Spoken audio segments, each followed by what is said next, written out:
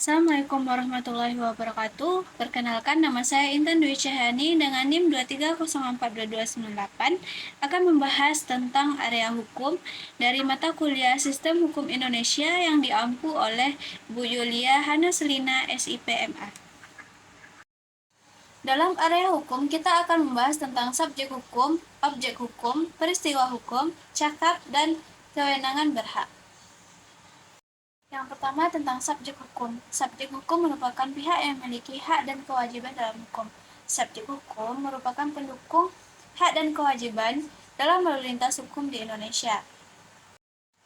Baiklah, ada dua jenis dalam subjek hukum. Yang pertama, orang. Orang atau manusia merupakan subjek hukum yang paling utama. Setiap manusia yang dilahirkan dan sampai manusia tersebut meninggal memiliki hak dan kewajiban dalam hukum. Hak dan kewajiban dalam hukum tersebut dikenal dengan wewenang hukum. Yang kedua, ada badan hukum. Badan hukum merupakan subjek hukum yang tidak berbentuk manusia, tetapi memiliki hak dan kewajiban layaknya seperti manusia. Contohnya, perseroan terbatas, yayasan perkumpulan, dan lembaga negara. Baiklah, kita masuk kepada syarat-syarat dalam subjek hukum. Yang pertama, memiliki kecakapan hukum. Kecakapan hukum yang dimaksud di sini adalah kemampuan untuk mendukung hak dan kewajiban dalam hukum. Yang kedua, memiliki kewenangan hukum. Kewenangan hukum adalah kemampuan untuk memperoleh hak dan kewajiban dalam hukum. Yang ketiga, memiliki kecakapan bertindak, di mana kemampuan untuk melakukan perbuatan hukum secara sah seperti membuat kebijakan atau perjanjian. Sebagai subjek hukum, orang atau badan hukum memiliki hak dan kewajibannya. Yang pertama, hak untuk memiliki kekayaan. Yang kedua, hak untuk membuat perjanjian. Dan kewajibannya yaitu kewajiban untuk mematuhi peraturan perundang-undangan dan kewajiban untuk mempertanggungjawabkan atas perbuatannya. Baiklah, kita masuk ke materi selanjutnya, yaitu mengenai tentang objek hukum. Objek hukum merupakan sesuatu yang menjadi sasaran hak dan kewajiban dari subjek hukum. Objek hukum merupakan sesuatu yang berguna bagi subjek hukum dalam lalu lintas hukum. Ada beberapa jenis-jenis dalam objek hukum. Yang pertama, benda. Benda merupakan objek hukum yang berwujud dan dapat dilihat secara fisik. Contohnya, rumah, kendaraan, barang-barang, dan lain-lain. Yang kedua, hak. Hak merupakan objek hukum yang tidak terwujud, tidak berwujud, dan tidak dapat dilihat. Contohnya, hak milik, hak guna, hak paten, hak cipta, dan lain-lain. Baiklah, kita masuk kepada syarat-syarat objek hukum.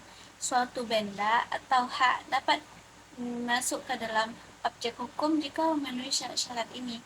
Yang pertama, dapat ditransaksikan, di mana benda atau hak dapat diperjualbelikan atau disewa menyewakan. Yang kedua, dapat ditentukan, di mana benda atau hak dapat ditentukan jenisnya, dapat diidentifikasikan dengan jelas. Yang ketiga, tidak bertentangan dengan perundang-undangan, kesusilaan, dan ketertiban hukum.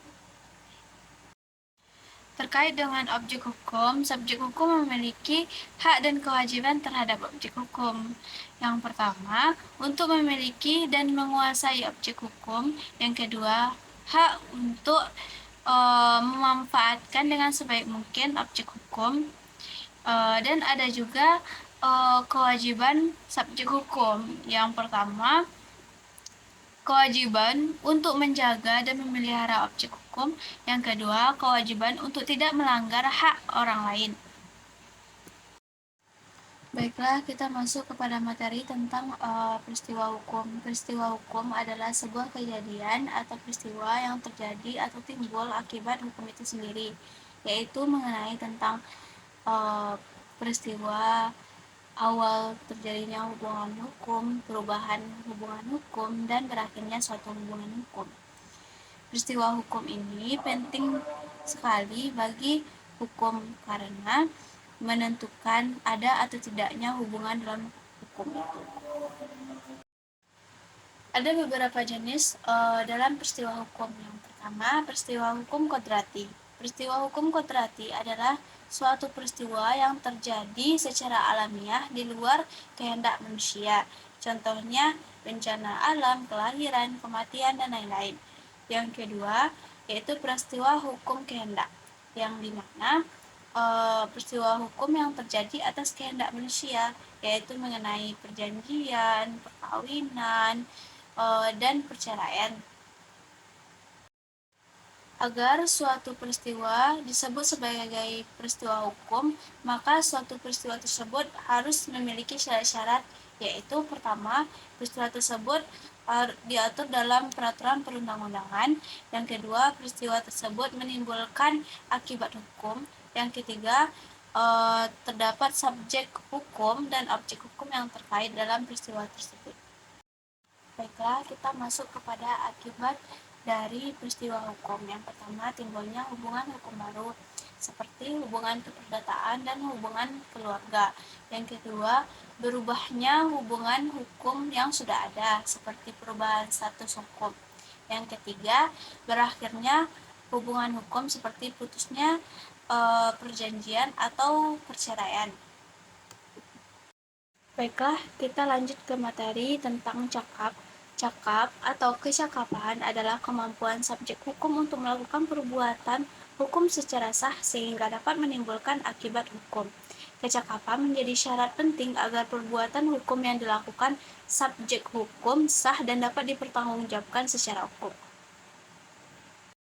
Baiklah, dalam kecakapan hukum ada dua jenis, yaitu kecakapan bertindak, di mana kemampuan untuk melakukan perbuatan hukum secara sah, seperti membuat perjanjian, melakukan jual beli, dan membuat surat wasiat. Yang kedua, kecakapan kewajiban, yang dimana kemampuan untuk memikul hak dan kewajiban dalam hukum. Lanjut kepada faktor-faktor yang mempengaruhi kecakapan. Beberapa faktor yang mempengaruhi kecakapan seseorang atau badan hukum antara lain yaitu